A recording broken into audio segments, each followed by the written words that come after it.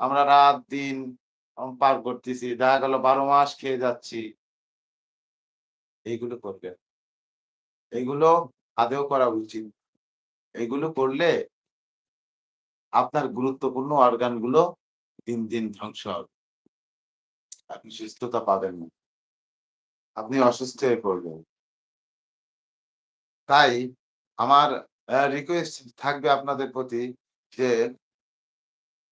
আপনার বডিতে যাই হোক না কেন, আপনার শরীরে যেকোনো সমস্যা হোক না কেন, আপনি ন্যূনতম একজন এমবিবিএস যা উপজেলা স্বাস্থ্য কমপ্লেক্স আপনার নাগালেই থাকে, আপনার হাতের নাগালেই থাকে। আপনি সেখানে চলে যাবেন। আর সেখানে চলে গেলে উনি আপনাকে এনালাই আ উনি আপনাকে ডায়াগনোসিস করবে আপনার কোন ধরনের সমস্যা, আপনার উপজেলা স্বাস্থ্য কমপ্লেক্সেই আপনার সমাধান হবে, কি কোন মেডিকেল কলেজে যাওয়া লাগবে, কোথায় যেতে হবে, আপনার কোন ধরনের সমস্যা, কোন ডাক্তার দেখাতে হবে।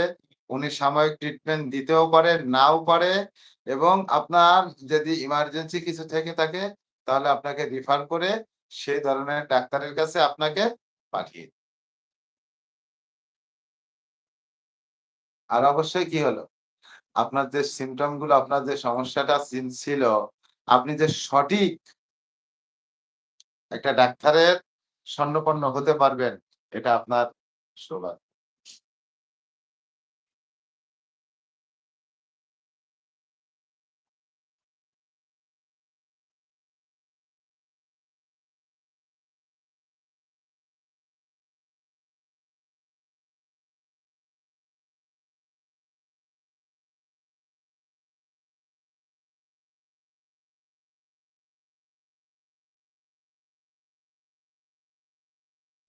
তো যাই হোক, আমরা যে কথায় ছিলাম আমরা আবারও সে কথায় ফিরে আসি।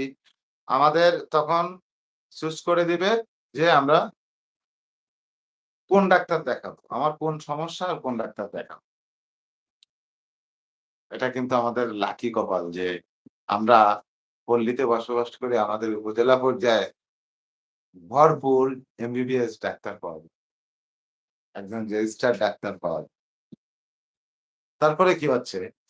ধরুন আপনি বিভাগীয় জেলা জেলা জেলা শহর হসপিটালে চলে গেছেন, দেখা গেল যেকোনো মেডিকেলে গেছেন অথবা মেডিকেল কলেজের বাইরে গেছেন, একজন কনসালটেন্ট দেখাইছেন, একজন আ একজন এমএস ডাক্তার আপনি দেখাইছেন।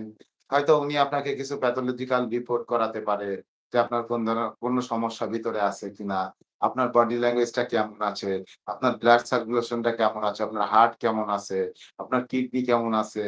মানে কি অল এভরিথিং আপনার ভিতরটা কেমন আছে উনি হয়তো আপনাকে এনালাইসিস করতে পারে।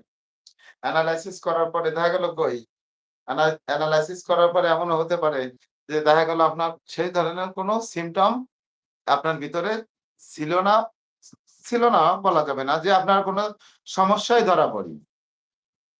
তখন আমরা তো কপালে হাত দিয়ে এই এক গাদা টাকা খরচ করলাম। আমার ভিতরে কোন রোগ নাই। এত টাকা আমি নষ্ট করে গেলাম। ইস! টাকাগুলো যদি কাছে থাকতো তাহলে আমার কাজে লাগতো। এরকমই হয় কিন্তু আমার। আর একই সমস্যা বহির্বিশ্বের দিকে তাকিয়ে দেখেন, তাদের ভিতরে যদি তারা কোন ডাক্তারের কাছে যদি বডি চেকআপ এ যায়, তারা যত ইউরোই খরচ করুক না কেন, খরচ করার পরে যদি রিপোর্টটা পজিটিভ আসে যে আমার বডিতে কোন প্রবলেম নাই, আমার বডিতে কোন সমস্যা নাই।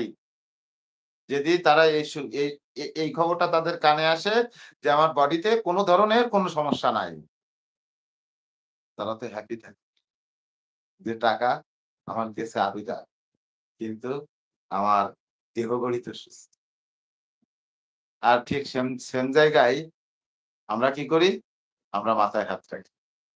আমরা মাথায় হাত তুলি যে, "হে আল্লাহ! আমার টাকাগুলো খুব দরকার ছিল। আর আমি এর ভিতর দিয়ে বহু টাকা নষ্ট করে আমার শরীরে কোনো কিছু নেই। ডাক্তার আমাকে খামকা টাকা নষ্ট করায় দিল।